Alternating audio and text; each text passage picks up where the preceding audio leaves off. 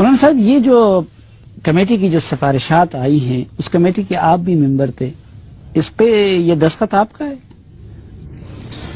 یہ جو آپ لوگ دستخط آپ کا ہے کہ لفظ چھیڑ کے مسئلے کو آپ کیوں گمبھیر کرنا چاہتے ہیں؟ جی دستخط ہم نے کوئی چوری چھپے نہیں کیے، ہمارا ایک طریقہ کار رہا ہے، اور وہ طریقہ کار یہ ہے کہ ہم نے اس کو سیکرٹ رکھنا تھا، اور یہ ان کیمرہ تھا۔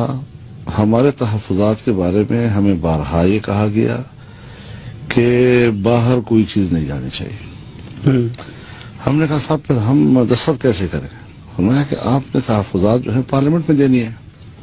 ٹھیک ہے جی، تو ایک ورکنگ ڈرافٹ کے طور پر ہم اس کو قبول کر لیتے ہیں، باقی تحفظات کے لیے آپ نے ہمارے سامنے میدان کہہ دینا چاہیے تھا کہ ہم دستخط بھی پھر بعد میں کر دیں گے جب پارلیمنٹ میں فائنل ہوگا۔ جب سب لوگ کرتے ہیں تو پھر وہاں پر اس کا تو معنی یہ ہوتا تھا کہ جیسے ہم کوئی رکاوٹ ڈال رہے ہیں۔ نہیں، ہم نے کہا آئے ڈرافٹ آئے، اور ہم کہیں پر کوئی رکاوٹ نہیں بنیں گے، لیکن یہ ہے کہ ہماری جو رائے ہے وہ وہاں اندر بھی سنی گئی، باہر بھی سنی جائے گی، ہم اپنی بات کریں گے۔ سب ایک فورم پہ آپ جیسا ذہین انسان موجود ہو اور اس سے اس طرح کا ڈرافٹ آئے جس کا نہ سر معلوم ہے نہ پیر معلوم ہے، یہ کیوں آپ کو وہاں سنا؟ لیکن آپ لوگوں نے بھی کوئی ڈائریکٹ کوئی واضح لائن تو نہیں دی ہے نا؟ مثلا اگر ڈرون ہماری مرضی کے خلاف ہو رہے ہیں تو ان سفارشات میں جب آپ لوگوں نے سلالہ پہ امریکہ سے معافی طلب کی ہے تو ڈرون پہ کیوں نہیں کی؟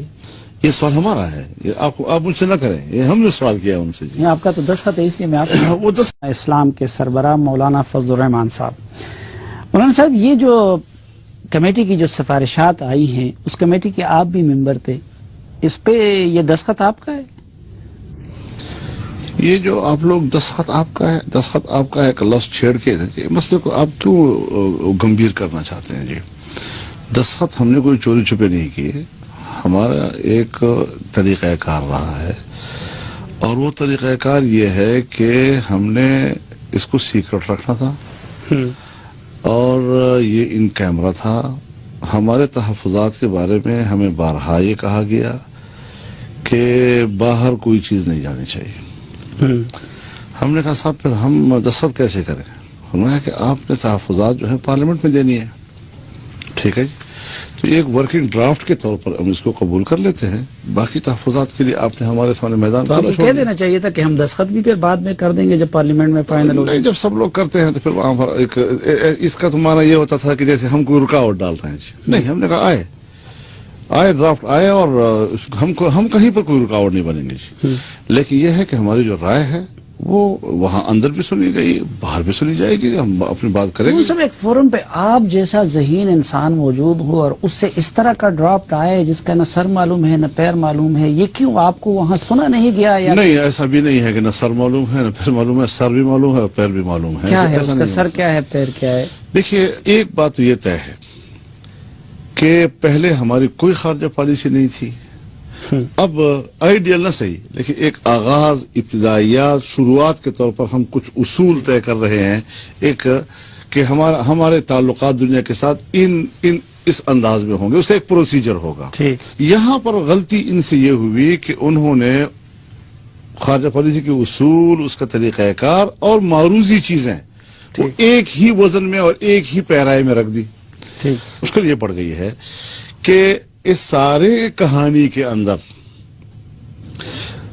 ایک جو معروضی چیزیں ہیں وہ قومی ایشو بن گئے، حساس ایشو بن گئے، اس پر ایک بھونچال سا آ گیا ملک کی سیاست میں، اور جو ہمارے اصول موضوع ہیں اور جس کے بارے میں ہم سمجھتے تھے کہ ہمیں کچھ کرنا چاہیے وہ پس منظر میں چلے گئے ہیں۔ نہیں مولانا صاحب، جو بنیادی سوال تھا وہ یہ ہے کہ مجھے امریکہ کی زیر سرکردگی یہ جو وار آن ٹیرر ہے اس کا حصہ رہنا چاہیے کہ مجھے اس سے نکلنا چاہیے، رہنا چاہیے تو مشروط رہنا چاہیے یا کہ بغیر شرط کے رہنا چاہیے؟ اس کا جواب آپ لوگوں نے ان سفارشات میں کیا دیا ہے؟ وہ ڈائریکشن کیا ہے؟ بہت اچھی بات ہے، یہ بہت اچھا سوال آپ نے کیا ہے۔ دیکھیے، 1 2 3 4 10 15 20 سارا کا جو مجموعہ ہے اس کا ایک مفہوم بنتا ہے۔ میں بھی آپ کی طرح ایک طالب علم ہوں، میں بھی ان چیزوں کو سمجھتا ہوں۔ میں اس ساری صورتحال میں یہ سمجھتا ہوں اس پوری چیز کو کہ آج سے پہلے وہ 2001 تک آپ جائیں، یہ دور آج کے اس ڈرافٹ پہ ختم ہو رہا ہے اور اس ڈرافٹ سے آگے ہم ایک نئے سفر کا آغاز کر رہے ہیں. ٹھیک. اس نئے سفر کے آغاز میں اب ہم اپنے آپ کو، اگر وہ شرائط جو اس ڈرافٹ میں ہم نے طے کر دیے ہیں، اب ہم اس طرح کے وہ اسٹریٹجک پارٹنر نہیں رہے ان کے، ہم دہشت گردی کے خلاف ان کے وہ اتحادی نہیں رہے، بلکہ اب اگر ہم نے کوئی معاہدہ دنیا کے ساتھ کرنا ہے تو پھر نئے شرائط پہ کرنا لیکن ہے. سردار مہتاب صاحب اسی پروگرام میں کہہ رہے تھے مجھے کہ ہمیں جو معلومات دی گئی وہ فلٹر کر کے دی گئی، آپ کو تمام حقائق تک رسائی دی گئی تھی؟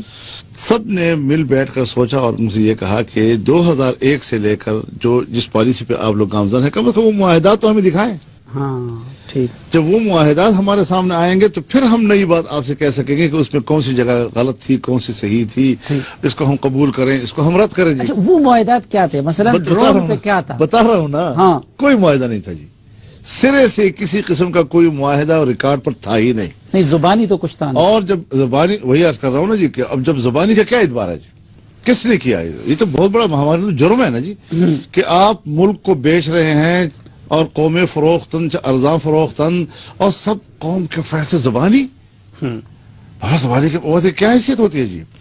چنانچہ اس وقت انہوں نے کیا عجیب بات کی ہے کہ جتنے زبانی معاہدات تھے آئندہ کوئی زبانی معاہدہ نہیں ہوگا.